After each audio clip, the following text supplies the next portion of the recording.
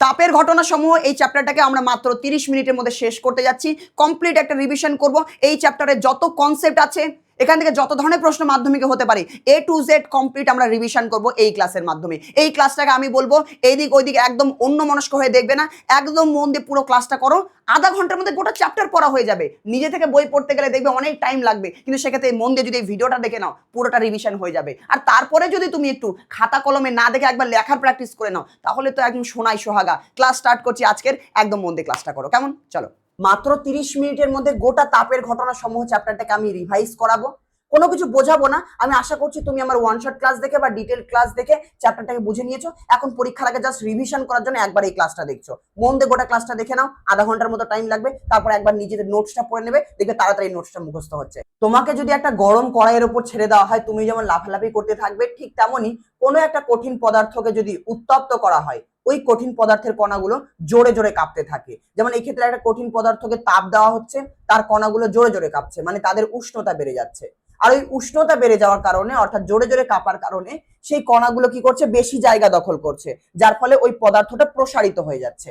এখান থেকে আমরা একটা কথা বলবো যে কোনো পদার্থকে যদি উষ্ণতা দেওয়া হয়, কোনো পদার্থকে যদি তাপ দেওয়া হয়, ওই পদার্থের কণাগুলো ওই তাপ শক্তিকে শোষণ করে। এর ফলে তাদের গড় গতি শক্তি বেড়ে যায় এবং তারা বেশি জায়গা দখল করে, মানে তারা প্রসারিত হয়ে যায়, তাদের আকার আয়তন বেড়ে যায়। একইভাবে ধরো একটা কঠিন পদার্থ আছে, লো টেম্পারেচার, কম উষ্ণতাতে তার এরকম একটা আকার আকৃতি থাকবে, কিন্তু যখন উষ্ণতা বেড়ে যাবে তার কণাগুলো জোরে জোরে লাফালাফি করবে, তার আয়তন বেড়ে যাবে, মানে প্রসারিত হয়ে যাবে। কোনো একটা তরল পদার্থ, যেমন থার্মোমিটারের মধ্যে পারদ থাকে, পারদকে যদি গরম করা হয়, পারদের কণাগুলোর গতিশক্তি বেড়ে যাবে, মানে বেশি জায়গা দখল করবে, পারদ প্রসারিত হয়ে যাবে। অর্থাৎ তাপ প্রয়োগে কিন্তু পদার্থ প্রসারিত হয়, কঠিন পদার্থ প্রসারিত হয়ে যায়, তরল পদার্থ প্রসারিত হয়, এবং গ্যাসও কিন্তু তাপ প্রয়োগ করলে গ্যাসও প্রসারিত হয়ে যায়। কিন্তু কঠিন পদার্থ অল্প প্রসারিত হয়, তার থেকে তরল পদার্থ আরেকটু বেশি, আর গ্যাসীয় পদার্থ সব থেকে বেশি প্রসারিত হয়। এখানে মনে রাখতে হবে যে তাপ প্রয়োগ করলে পদার্থের উষ্ণতা বাড়ে, মানে কণাগুলোর গড় গতিশক্তি বেড়ে যায়। আর যদি উষ্ণতা বেড়ে যায়, পদার্থ প্রসারিত হয়ে যায়। যদি উষ্ণতা কমে যায়, পদার্থ সংকুচিত হয়ে যায়। কঠিন পদার্থের দৈর্ঘ্য, প্রস্থ, উচ্চতা সমস্ত কিছু আছে, মানে একটা নির্দিষ্ট দৈর্ঘ্য আছে, ক্ষেত্রফল আছে, আয়তন আছে। তাই কঠিন পদার্থের ক্ষেত্রে 3 রকমের প্রসারণ দেখা যায়। কঠিন পদার্থের 3 রকম প্রসারণ কি কি? দৈর্ঘ্য প্রসারণ, ক্ষেত্রফল প্রসারণ আর আয়তন প্রসারণ। দৈর্ঘ্য প্রসারণকে আমরা রৈখিক প্রসারণও বলে থাকি। কঠিন পদার্থের ক্ষেত্রে বিভিন্ন কঠিন পদার্থের উষ্ণতা বাড়ালে প্রসারণ বিভিন্ন রকম হয়। যেমন হলুদ রঙের তামা আছে, সাদা রঙের লোহা আছে।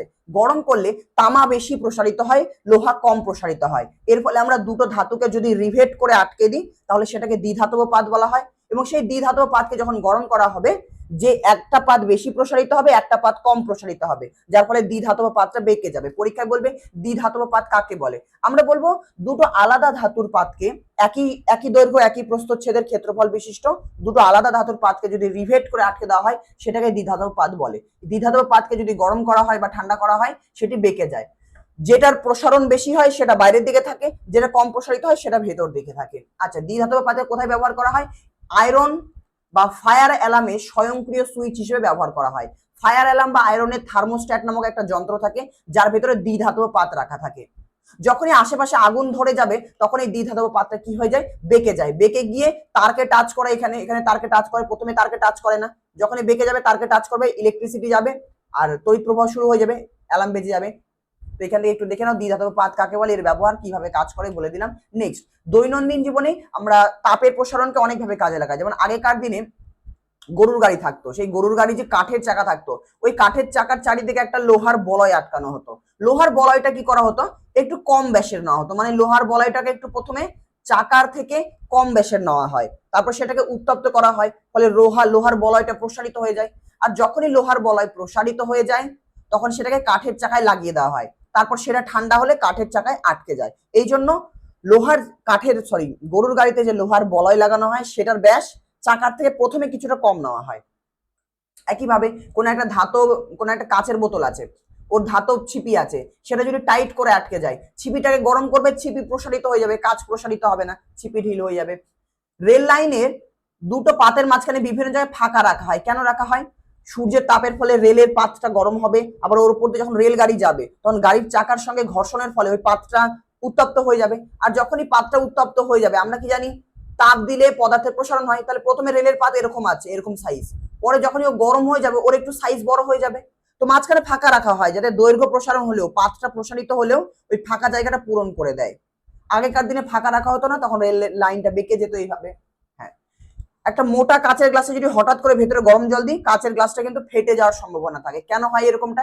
এর কারণ হলো কাচের গ্লাসের ভেতরে যদি গরম জল থাকে, সেই গরম জলের সংস্পর্শে ভেতরের দেয়ালটা থাকে, কেমন কাচের পাত্রের ভেতরের দেয়ালটা গরম জলের সংস্পর্শে আসে আর ওই ভেতরের দেয়ালটা প্রসারিত হয়ে যায়, কিন্তু বাইরের দেয়ালে তো সেই তাপটা আসে না, যার ফলে বাইরের দেয়ালটা ঠিকঠাক থেকে যায়, ভেতর দিকটা প্রসারিত হয়ে যায় আর ফেটে যায়। একটু রিডিং পড়ে নিও। বেশ, দুটো ইলেকট্রিকের পোলের মাঝখানে, এটা একটা ইলেকট্রিকের পোল, এটা একটা ইলেকট্রিকের পোল, দুটো ইলেকট্রিকের পোলের মাঝখানে যে তার রাখা হয় সেই তারটাকে টান টান করে রাখা হয় না। কেন টান টান করে রাখা হয় না? কারণ তারটাকে যদি টান টান করে রেখে দেওয়া হয়, শীতকালে উষ্ণতা কম, তাহলে দৈর্ঘ্য সংকোচন হবে, তারটা সংকুচিত হয়ে যাবে, যার ফলে পোল দুটো কিন্তু ভেঙে পড়ার চান্স থাকে। এই জন্য কি করা হয়, ইলেকট্রিক তারগুলোকে ঝুলিয়ে ঝুলিয়ে রাখা হয়, যার ফলে শীতকালে যদি একটু সংকুচিত হয়ে যায় তবুও যাতে তার দুটো এই পোল দুটোকে না টান দিয়ে ফেলে দেয়, কেমন। তো এই জন্য এটা করা হয়। এগুলো জাস্ট উদাহরণ। একটা লোহার যদি ব্রিজ থাকে, ইস্পাতের যদি কোনো একটা ব্রিজ থাকে, তো সেই ব্রিজের কিন্তু দুই প্রান্তই একদম ভালো করে টাইট করে আটকে দেওয়া হয় না, এক প্রান্ত মজবুত ভাবে আটকে দেওয়া থাকে, অন্য প্রান্ত কি করা থাকে, একটা রোলারের ওপর রাখা থাকে, অন্য একটা প্রান্ত একটা রোলারের ওপর রাখা থাকে, যে রোলারের ওপরটা ইচ্ছে মতো মুভ করতে পারে, এবং সেই প্রান্তটা সামনে গাঁথনির এখানে একটু ফাঁকা জায়গা রেখে দেওয়া হয়। হ্যাঁ, যার ফলে যখন গরম হয়ে গিয়ে এই ব্রিজটা একটু সাইজে বড় হয়ে যাবে, তখন যেন সে রোলারের ওপর দিয়ে আগা পেছা করতে পারে, দুর্ঘটনা যাতে না ঘটে, সেই জন্য এমনটা করা হয়। আচ্ছা, আমরা জানি কঠিন পদার্থের 3 রকম প্রসারণ আছে। দৈর্ঘ্য প্রসারণ গুণাঙ্ক আলফা দিয়ে প্রকাশ করা হয়, ক্ষেত্র প্রসারণ গুণাঙ্ক বিটা দিয়ে প্রকাশ করা হয়, আয়তন প্রসারণ গুণাঙ্ককে গামা দিয়ে প্রকাশ করা হয়। Alpha, beta, gamma.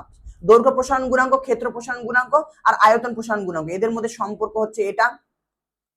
যদি বলে আলফা বিটা গামার অনুপাত কি 1:2:3, এদের মধ্যে সম্পর্ক কি, এরকম লিখে দেবো। আচ্ছা, যে কোনো প্রসারণ গুণাঙ্ক বলুক না কেন, তার এসআই একক হচ্ছে পার কেলভিন, সিজিএস একক হচ্ছে পার ডিগ্রি সেলসিয়াস, মানে প্রতি ডিগ্রি সেলসিয়াস, আর হচ্ছে এর মাত্রা কি হবে, উষ্ণতার ইনভার্স থিটা টু দি পাওয়ার -1, এটা হচ্ছে মাত্রা, আর এফপিএস পদ্ধতিতে একক হচ্ছে এটা। মেনলি এই দুটোই আমাদের লাগে। আলফা বিটা গামা যারই একক বলুক না কেন ওই একই একই হবে। আচ্ছা, এবার আলফা বিটা গামা কাকে বলে? ধরো T1 উষ্ণতাতে কোনো একটা কঠিন পদার্থের দৈর্ঘ্য হচ্ছে L1, উষ্ণতা বাড়িয়ে T2 করে দিলে এবং দৈর্ঘ্য হয়ে গেল L2। আমি বলবো কতখানি দৈর্ঘ্য বাড়লো, তুমি বলবে L2 - L1 দৈর্ঘ্য বেড়ে গেল। হ্যাঁ, উষ্ণতা কতটা বাড়িয়েছো, তুমি বলবে T2 - T1 উষ্ণতা বাড়িয়ে দিলাম।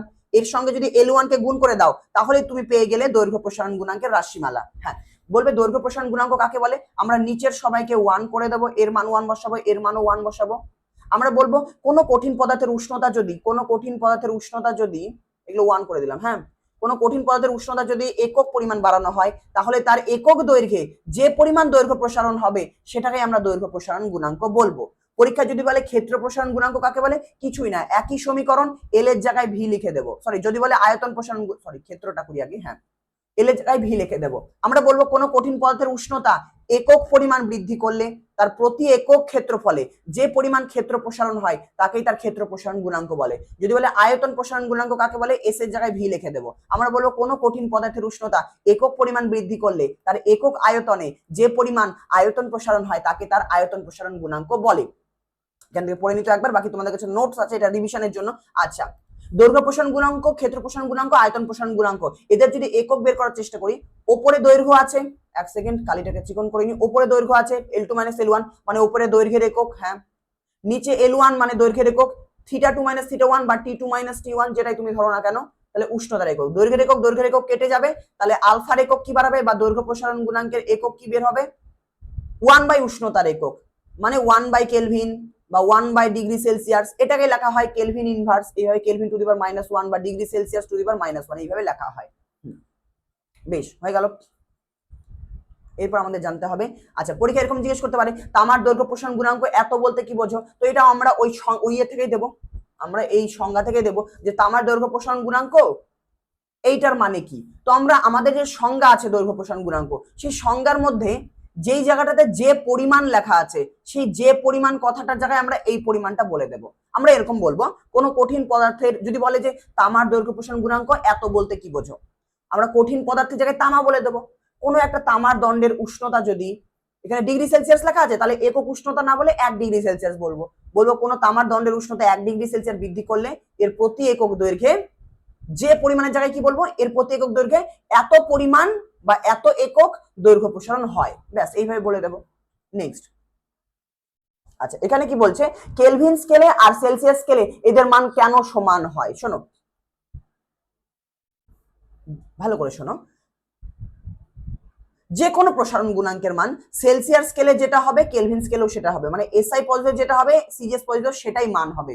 কারণ কেলভিন স্কেল আর হচ্ছে ডিগ্রি সেলসিয়াস স্কেল, মানে এসআই পদ্ধতি আর সিজিএস পদ্ধতি উষ্ণতার যে মান আছে, তুমি 1 ডিগ্রি সেলসিয়াস বাড়ালেও যতটা উষ্ণতা বাড়ে, 1 কেলভিন বাড়ালেও উষ্ণতার ততটাই বাড়ে। আমরা এই ক্ষেত্রে বলবো যেহেতু কেলভিন স্কেলের প্রতি ডিগ্রির মান সেলসিয়াস স্কেলের প্রতি ডিগ্রির সমান হয়, সেলসিয়াস স্কেলে 1 ডিগ্রি বাড়ালে যতটা উষ্ণতা বাড়ে, কেলভিন স্কেলেও তো 1 ডিগ্রি বাড়ানো মানে ততটাই উষ্ণতা বৃদ্ধি, সংজ্ঞাতে আছে। হ্যাঁ, তো যেহেতু দুটোই সমান, তাই উভয় ক্ষেত্রে 1 ডিগ্রি বাড়ানোর জন্য কঠিন পদার্থের প্রসারণ একই হবে।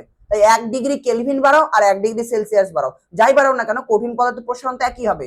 তার মানে প্রসারণ গুণাঙ্ক কিন্তু সেলসিয়াস স্কেল আর কেলভিন স্কেলের সমান হবে সবসময়, এককটা আলাদা হবে, মান একই হবে। তাহলে সেলসিয়াস স্কেল আর কেলভিন স্কেলে প্রসারণ গুণাঙ্কের মান সমান হবে, কিন্তু ফারেনহাইট স্কেলে সমান হবে না। ফারেনহাইট স্কেলে কি হবে, একটু কম হবে। সেলসিয়াস স্কেলে যেই মান হয় তার সঙ্গে 5/9 গুণ করলে ফারেনহাইট স্কেলে মান পেয়ে যাবে। আচ্ছা, পরীক্ষায় যদি তোমার বলে যে ক্ষেত্র প্রসারণ গুণাঙ্কের রাশিমালা লেখো, কিন্তু ক্ষেত্রফলকে এস না লিখে তুমি ক্যাপিটাল এ লেখো, তো লিখে দেবে এস এর জায়গায় ক্যাপিটাল এ। বলো উষ্ণতাকে ছোট হাতে টি না লিখে ক্যাপিটাল লিখবে, তো লিখবে, হয়ে গেল রাশিমালা, ব্যাস। আচ্ছা, মনে রাখবে সীসার দৈর্ঘ্য প্রসারণ গুণাঙ্ক সব থেকে বেশি, ইনভারের সব থেকে কম, মাঝখানে আছে লোহা, আর যত তোমার পরিচিত ধাতু এরা উপরে আছে, সোনা তামা রূপ পিতল। তো যারা উপরে আছে তাদের প্রসারণ গুণাঙ্ক বেশি, যারা নিচে আছে তাদের প্রসারণ গুণাঙ্ক কম। এখান থেকে শর্ট কোশ্চেন করেছে, একবার সলভ করে নাও তুমি নিজে থেকে। আমি একটু সরে যাই ভিডিও পজ করে, চলো এগুলো বলে দিয়েছি। হ্যাঁ, তরলের প্রসারণের উদাহরণ কি কি আছে? থার্মোমিটার, ডাক্তারি থার্মোমিটারে পারদ, তাপ প্রয়োগে তরলের প্রসারণের উদাহরণ। হ্যাঁ, দুধের মধ্যে তাপ প্রয়োগে দুধ প্রসারিত হয়ে যায়, দুধের মধ্যে যে তোমার বায়ু কণা থাকে বা জলগুলো থাকে সেই জলগুলো বাষ্পে পরিণত হয়, বা দুধের মধ্যে যে বায়ু মিশে থাকে, বায়ুর কণা থাকে, সেগুলো প্রসারিত হয়ে দুধ উতলে যায়।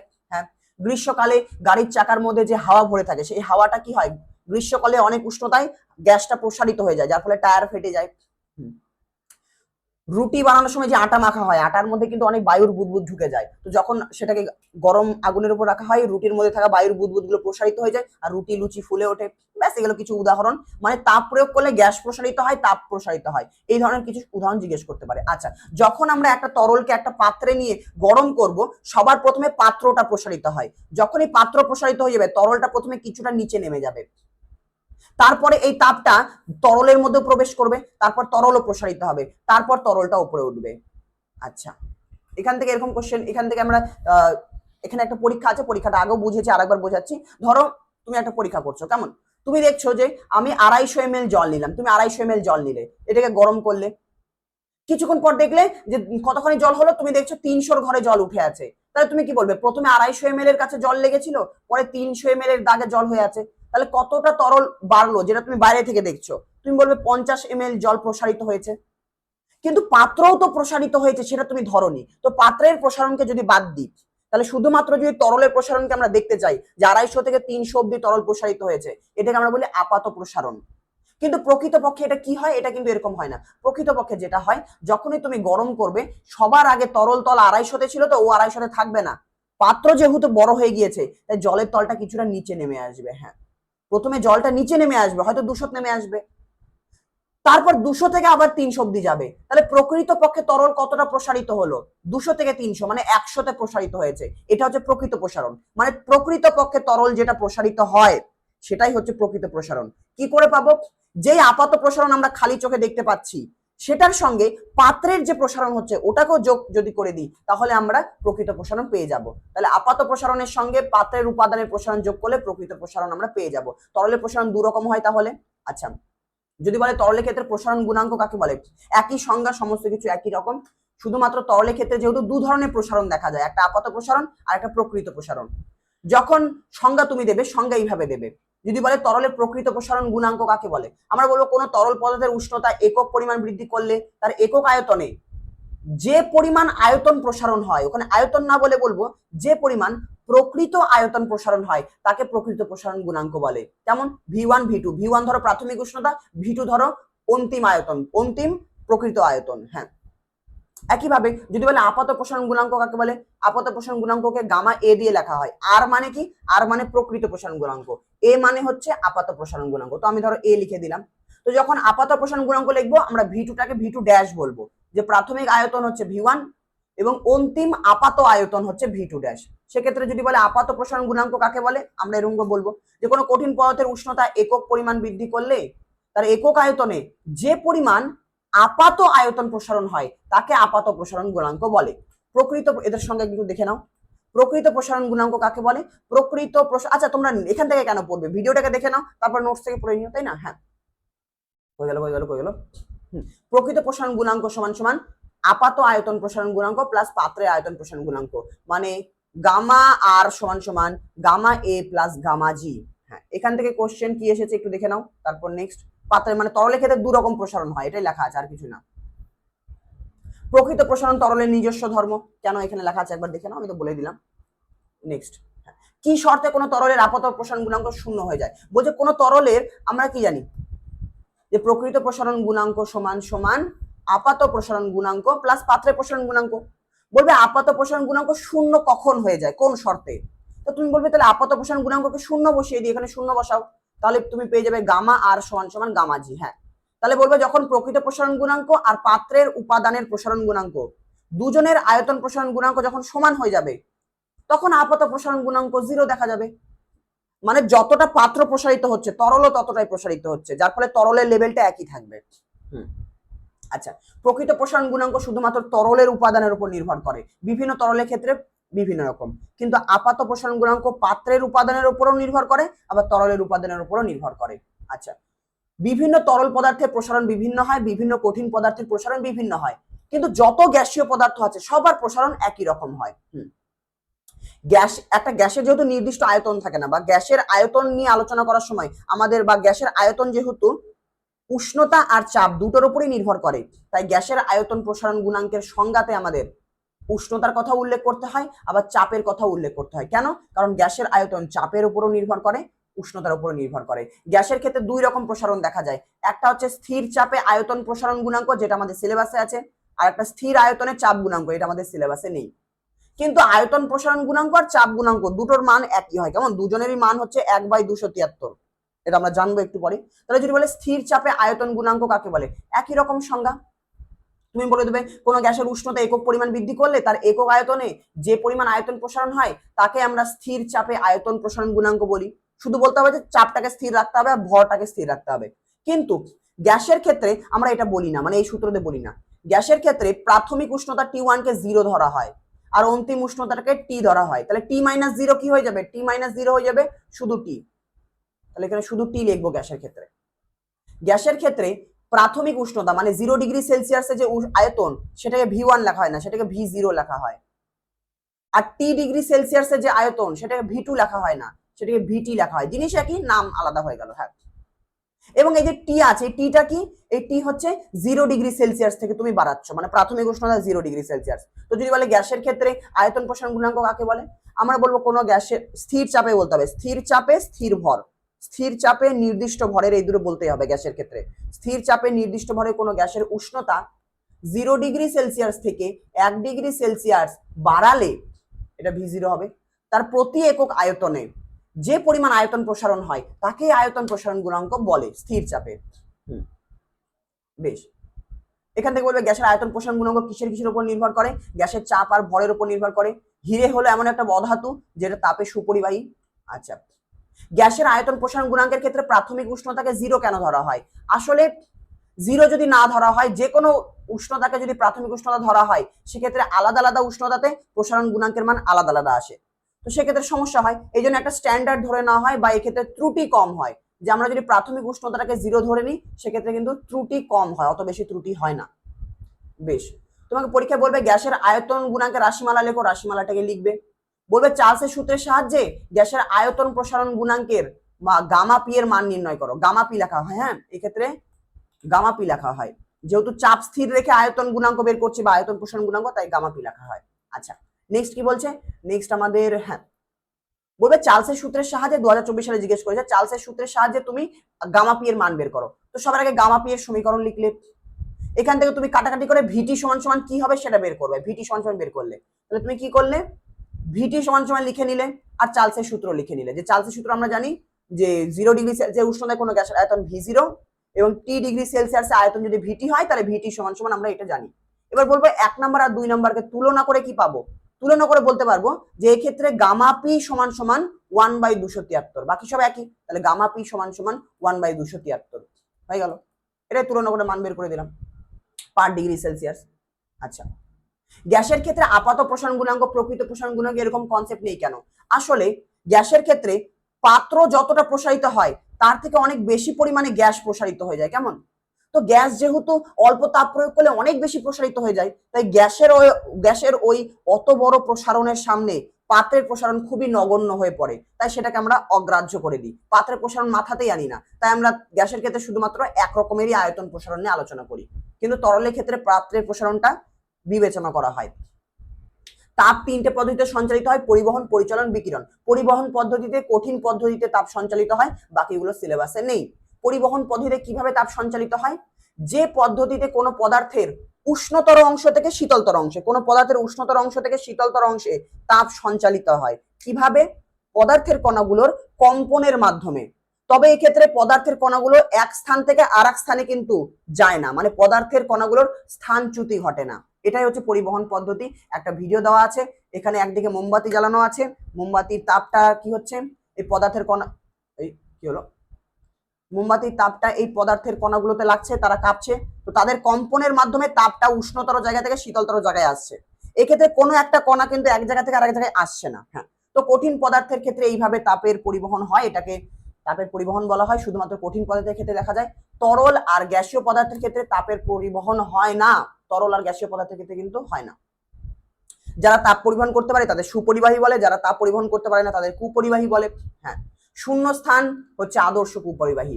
যত গ্যাসীয় পদার্থ আছে তারা অত্যন্ত কুপরিবাহী, মানে বায়ু হচ্ছে কুপরিবাহী। তরল পদার্থ তাপের কুপরিবাহী হয়, তবে পারদ তাপের কুপরিবাহী নয়, পারদের মধ্যে তাপ পরিবাহিত হয়। আচ্ছা, বরফকে কাঠের গুঁড়োতে কেন ঢেকে রাখা হয়? কারণ এটা একটা বরফ, বাইরে থেকে তাপ লাগলে বরফ গলে যাবে। এটাকে যদি আমরা কাঠের গুঁড়োতে ঢেকে দিই তাহলে কাঠ তাপে কুপরিবাহী। আবার কাঠকে যদি গুঁড়ো করে লাগাই, ওই গুঁড়োর মাঝখানে বিভিন্ন জায়গায় বায়ু ঢুকে থাকবে, বায়ু তাপের কুপরিবাহী। এর ফলে বাইরে থেকে তাপ কিন্তু বরফের ভেতরে ঢুকতেই পারবে না, আর বরফ গলবে না, ব্যাস। আচ্ছা, পাখি পালক কেন ফুলিয়ে রাখে? শীতকালে পাখির গায়ের উষ্ণতা বেশি হয় এবং আশেপাশের পরিবেশের উষ্ণতা কম হয়। আমরা জানি তাপ সবসময় বেশি জায়গা, মানে বেশি উষ্ণ জায়গা থেকে শীতলতর জায়গাতে চলে যায়, তাপ সঞ্চারিত হয় বা পরিবাহিত হয়। পাখি তার শরীরের তাপটাকে ধরে রাখার জন্য তার পালকগুলোকে ফুলিয়ে নেয় এবং পালকগুলোর মাঝে বায়ু ভরে নেয়। কেমন? কি ভরে নেয়? পালকগুলোর মাঝখানে, পালকের ফাঁকে বায়ু আবদ্ধ থাকে, মানে পালকের ফাঁকে ফাঁকে বায়ু ভরে রাখে। বায়ু তাপের কুপরিবাহী, তার ফলে পাখির শরীর থেকে তাপ শক্তি কিন্তু বাইরে যাবে না। রান্নার পাত্র কেন ধাতুর তৈরি হয়? কারণ ধাতু তাপের পরিবাহী। নিচ থেকে আগুন দেবো, ধাতুতে তাপ যাবে, ওই তাপ থেকে খাবারে চলে যাবে, খাবার রান্না হবে। হ্যাঁ, কেতলিতে কেন বেত জড়ানো থাকে? কারণ বেত তাপে কুপরিবাহী। আমরা গরম কেতলিতে হাত দিলে কেতলি থেকে আমাদের হাতে তাপ পরিবাহিত হয়ে যাবে, কিন্তু আমরা যদি বেত দিয়ে জড়িয়ে দিই বা কেতলির হ্যান্ডেলটাকে প্লাস্টিক দিয়ে জড়িয়ে দিই, তাহলে প্লাস্টিক কি হবে? সেক্ষেত্রে তাপে কুপরিবাহী বা বেত মানে কি ওই বাঁশ বলতে পারে, কারণ বাঁশেরই একটা জিনিসে পেঁচে দেওয়া থাকে, তো সেটা তাপে কুপরিবাহী। তো যখন আমরা সেটাকে হাত দেবো সেখান থেকে আমাদের শরীরে কোনো তাপ পরিবাহিত হবে না, তারপর আমরা সেফ থাকবো। হ্যাঁ, কোন একটা কাচের পাত্রকে যদি তুমি ডাইরেক্ট গরম করো, এরকম একটা কাচের পাত্র নিলে এখানে আগুন লাগিয়ে দিলে, তাহলে এই জায়গাটাই শুধু প্রসারিত হয়ে যাবে গরম হয়ে, আর ফেটে যাবে। তো যাতে সব জায়গাতে একসাথে তাপ লাগে সেই জন্য কি করা হয়, একটা তার জালি নেওয়া হয়, এবার নিচ থেকে আগুন দিয়ে দেওয়া হয়। তার জালি ধাতুর তৈরি, যার ফলে এইখানে যদি তাপ লাগে গোটা তার জালিতে তাপ ছড়িয়ে যাবে, আর গোটা তার জালিতে তাপ ছড়িয়ে যাওয়ার পর এর উপরে যদি তুমি পাত্র রাখো, পাত্রের সব জায়গাতে একই পরিমাণ তাপ লাগবে, যার ফলে কাচের পাত্রটা সহজে ফাটবে না।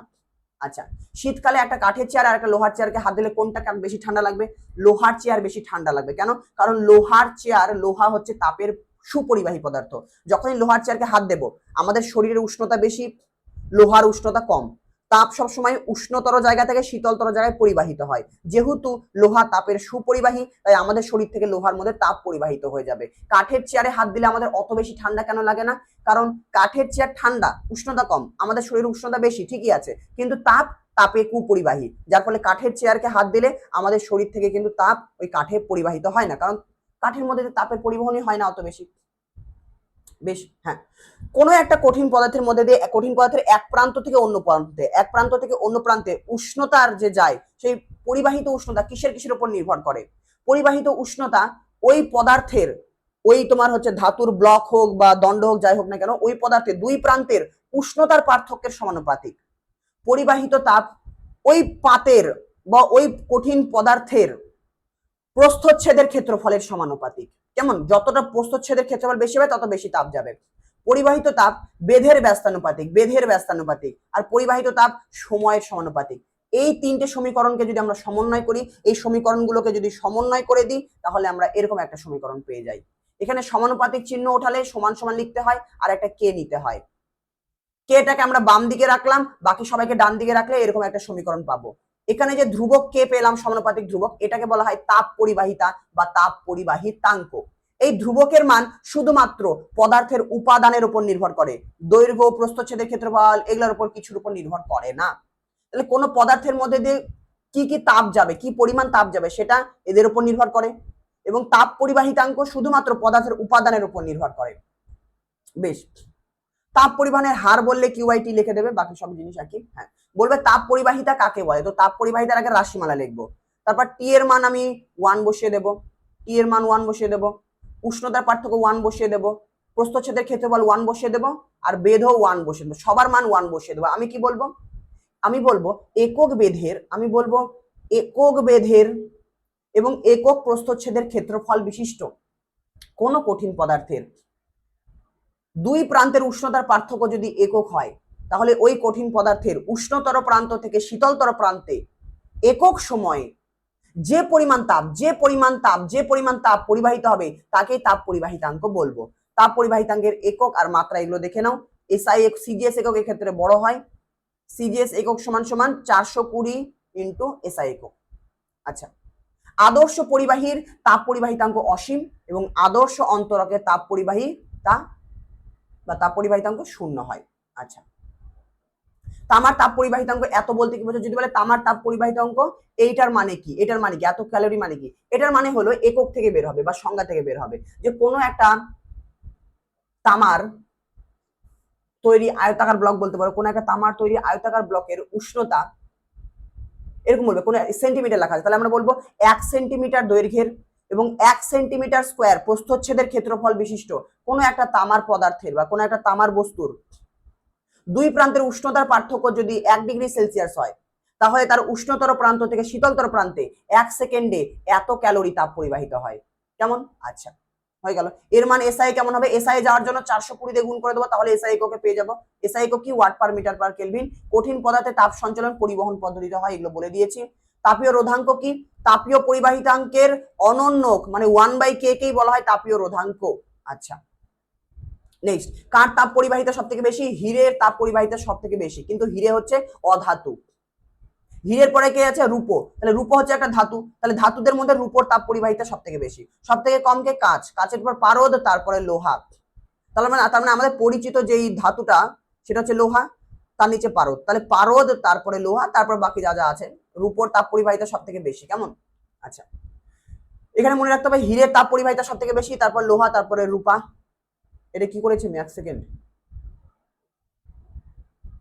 তারপরে রূপো, তারপরে লোহা। 1 সেকেন্ড, এখানে একটু ভুল করা হয়েছে, এটাকে এখানে ভুল কেন করা আছে? বলছে হিরে লোহা ও রূপাকে তাপ পরিবাহিতাঙ্কের নিম্ন ক্রমে সাজাও। সব থেকে তাপ পরিবাহিতা কার বেশি? হিরে, তাহলে হিরেকে আগে লিখবো, তারপর রূপো, তারপরে লোহা। তাহলে হিরে হবে, তারপর রূপো হবে, তারপর লোহা হবে। আচ্ছা, এখানে একটা পরীক্ষা করা হয়েছে, এই পরীক্ষাটাকে ইঞ্জেন হজের পরীক্ষা বলা হয়। বিজ্ঞানী ইঞ্জেন হজ একটা পরীক্ষা করেছিল। তিনি একটা তামার রড নিয়েছিল, অ্যালুমিনিয়ামের রড আর লোহার রড, মানে আলাদা আলাদা ধাতুর রডকে নিয়ে তাদের গায়ে মোম জড়িয়ে দিয়েছিল। তারপর একটা পাত্রের মধ্যে গরম জল নিয়ে সেটা গরম করছিল। তো যখনই তিনি গরম করছিলেন, জল গরম হচ্ছিল এবং জল থেকে তাপ শক্তিটা বা তাপ এই পদার্থের মধ্যে দিয়ে পরিবাহিত হচ্ছিল। তো তিনি দেখতে পাচ্ছিলেন যে 3টে ধাতুর উপরই তিনি মোম গলিয়ে রেখেছেন, কিন্তু তামার ক্ষেত্রে বেশি মোম গলে গিয়েছে, অ্যালুমিনিয়ামের ক্ষেত্রে কম মোম গলেছে, লোহার ক্ষেত্রে আরো কম মোম গলেছে। এর মানে তামার মধ্যে দিয়ে তাপ পরিবহন বেশি হয়, তামার তাপ পরিবহন ক্ষমতা বিভিন্ন, মানে বিভিন্ন পদার্থে তাপ পরিবহন ক্ষমতা বিভিন্ন। এটা এই পরীক্ষার সাহায্যে প্রমাণ করা যায়। পরীক্ষাটা বিজ্ঞানী ইঞ্জেন হজ করেছিলেন। তারপরে অ্যালুমিনিয়াম, তারপর লোহা। তাহলে তামা, অ্যালুমিনিয়াম, লোহা পরপর মনে রাখবে, শর্ট কোশ্চেন জিজ্ঞেস করবে। তাপের পরিবহন আর তড়িৎ পরিবহনের মধ্যে সম্পর্ক কি?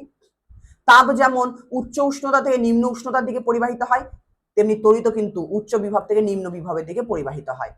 তাপ আর তড়িৎ প্রবাহমাত্রা দুজনেই কিন্তু পরিবাহীর দৈর্ঘ্যের ব্যস্তানুপাতিক। যত লম্বা তার হবে তত কম কারেন্ট যাবে, যত লম্বা তার হবে তত কম তাপ যাবে। হ্যাঁ, তাপ ও তড়িৎ প্রবাহমাত্রা দুটোই পরিবাহীর প্রস্থচ্ছেদের ক্ষেত্রফলের সমানুপাতিক।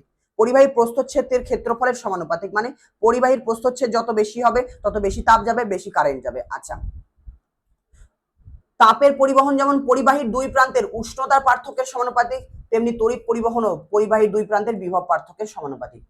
আচ্ছা, এখানে কি করা আছে?